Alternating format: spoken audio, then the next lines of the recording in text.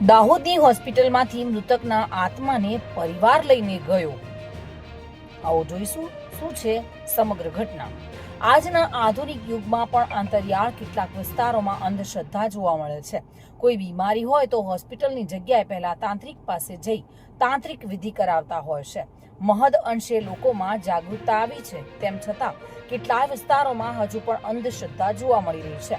તેનું જીવંત ઉદાહરણ આજે દાહોદમાં જોવા મળ્યું છે, જેમાં અકસ્માત બાદ સારવાર દરમિયાન એક વ્યક્તિનું મોત નીપજ્યું હતું અને તેના 3 મહિના બાદ આજે પરિવારના સભ્યો તાંત્રિક સાથે હોસ્પિટલ પહોંચ્યા હતા અને તાંત્રિકે વિધિ કરી મૃતકના ગાતલો એટલે કે આત્માને લઈને પરિવારજનો રવાના થયા હતા।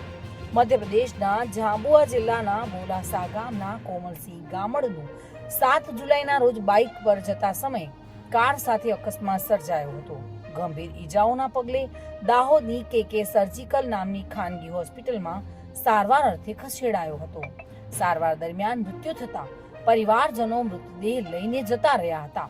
અંતિમ વિધિ પણ થઈ ગઈ હતી, પરંતુ હજુ તેમનો આત્મા અહીં હોવાની માન્યતા સાથે આજે તાંત્રિક સાથે પરિવારજનો મૃતકના આત્મા, જેને ગાતલા તરીકે પણ ઓળખાય છે, તે વિધિ માટે દાહોદની હોસ્પિટલ પહોંચ્યા હતા અને કંકુ, ફૂલ, દીવા સહિતની પૂજાની સામગ્રીથી વિધિ કરી મૃતકના આત્માને લઈને ગયા હતા। રસ્તામાં તાંત્રિકે ધૂણતા લઈને નીકળ્યા હતા।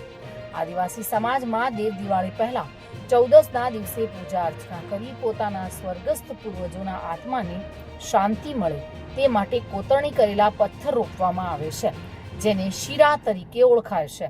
પૂજા અર્ચના સાથે સ્વર્ગસ્થને યાદ કરવામાં આવે છે, સાથે જ તેમના આત્મા કોઈના શરીરમાં પણ આવે છે અને જે વ્યક્તિના શરીરમાં આવે તે મૃતકના સ્વભાવ પ્રમાણે વર્તન કરે છે।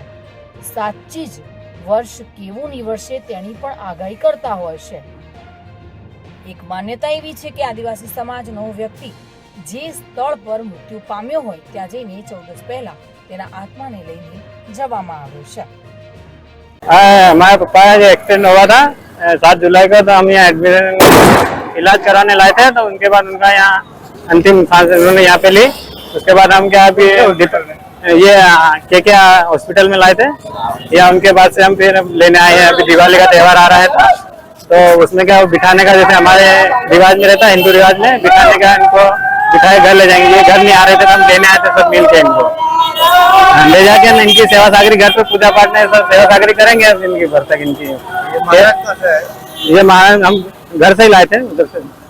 ये हमारे ये लोकेंद्र सिंह गामड़। ये महाराज कौन से गांव का है? ये महाराज हमारे बोलासा गांव के। मेरा लोकेंद्र सिंह गामड़। आप कौन से गांव? बोलासा के ही है, हमारे मतलब जात के ही है। इनको मतलब आते हैं दुधार, तो इनको लेके आए थे हम। સુરેશ કાપડિયા સાથે bureau report, today Gujarati news.